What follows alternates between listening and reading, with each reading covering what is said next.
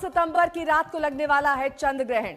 ये चंद्र ग्रहण क्यों है खास, कहां कहां ये चंद्र ग्रहण दिखाई देगा, किस किस राशि पर इसका क्या क्या प्रभाव होगा, ये चंद्र ग्रहण किस नक्षत्र में लग रहा है, इस पर विशेष चर्चा के लिए हमारे साथ एक खास पैनल मौजूद है। ज्योतिष के जानकार हमारे साथ हैं राजकुमार शास्त्री जी, नंदिता पांडे जी, मनीषा कौशिक जी, शैलेंद्र पांडे जी और प्रवीण मिश्रा जी। आप सभी का बहुत बहुत स्वागत है।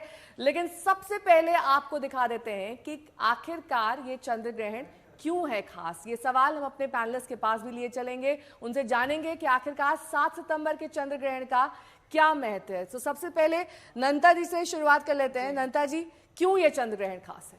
देखिए, चंद्र ग्रहण एक तो पूर्ण चंद्र ग्रहण है और जब भी पूर्ण चंद्र ग्रहण होता है तो 3 महीने पहले और 3 महीने बाद तक का असर करता है। और सबसे बड़ी चीज़ है कि राहु के साथ जब चंद्रमा आया तभी ग्रहण पड़ा और राहु के ही नक्षत्र से ये ग्रहण शुरू हो रहा है और उसके बाद गुरु के नक्षत्र पूर्व भाद्रपद में चला जाएगा। तो आप ये सोच लीजिए, जब ग्रहण चालू हो रहा है मतलब शुरू हो रहा है तो वृषभ लग्न बन रहा है और उसके दशम भाव में ये सारे ग्रहण की स्थिति बन रही है।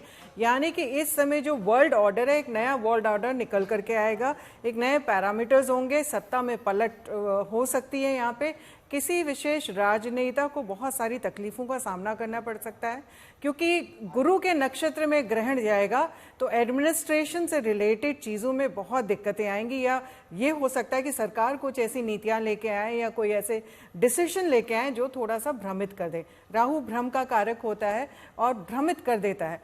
तो इस तरह का एक सत्ता पक्ष और साथ में जनता के बीच में भी काफ़ी सारा वैमनस्य होता हुआ दिखाई देता है। और साथ ही साथ क्योंकि शनि वक्री हो रहे हैं, थोड़ा सा कुंभ राशि को प्रभावित भी कर रहे हैं, तो यहाँ पे विधि के साथ और एडमिनिस्ट्रेशन यानी सरकार और विधि के बीच में, लीगल मैटर्स के बीच में भी कुछ कॉन्फ्लिक्ट्स होते हुए दिखाई देते हैं।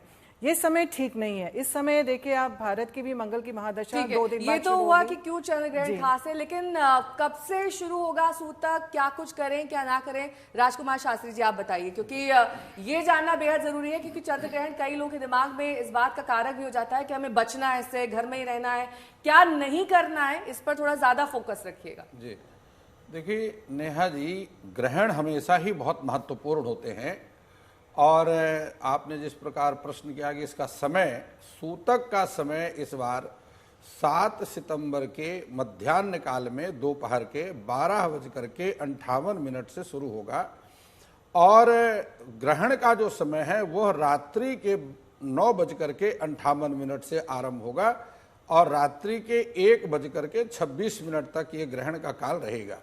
ग्रहण सभी बड़े महत्वपूर्ण होते हैं और इस वर्ष तो देखिए, जब कभी भी ब्रह्मा जी के 4 युगों में और ये 1 वर्ष के मध्य में 12 महीने में किसी पूर्णिमा तिथि को जाकर के चंद्र ग्रहण लगता है।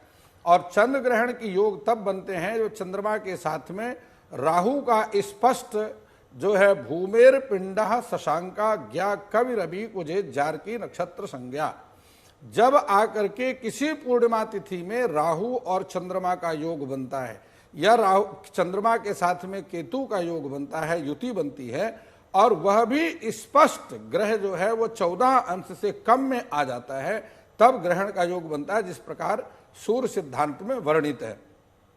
अब जब भी इस प्रकार की स्थिति बनती है, ग्रहों का योग बनता है, तो प्राकृतिक आपदाओं का विशेष रूप से योग बनता है। जन सैलाब, चूंकि चंद्रमा जल का कारक है इसलिए जल सैलाब का बहुत अधिक प्रकोप रहता है और पहाड़ों में विशेष प्रकोप, चूंकि चंद्रमा वनस्पतियों का स्वामी भी है इसलिए पहाड़ों में इस प्रकार की आपदाएं, पहाड़ी क्षेत्रों में, ग्रामीण क्षेत्रों में अधिक इस प्रकार की घटनाएं घटित होती हैं और जल वृष्टि इतनी अधिक हो जाती है जिस कारण से जन मानस जो है वो अस्त व्यस्त हो जाता है और पशुओं को भी इस प्रकार की स्थिति का सामना करना पड़ता है।